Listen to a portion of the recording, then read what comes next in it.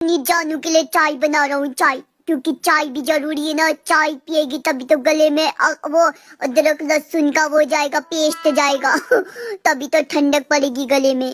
पर क्या करूँ क्या करूँ, जानू तो अलग ही है मेरी जानू। शादी सबकी होती है, मेरी भी हुई, पर मेरी बीवी को कभी कुछ हो रहा है, कभी कुछ हो रहा है। आज तो मैं इसको बैठा के मोमो चाउमीन का ठेला खोलने ही वाला हूँ।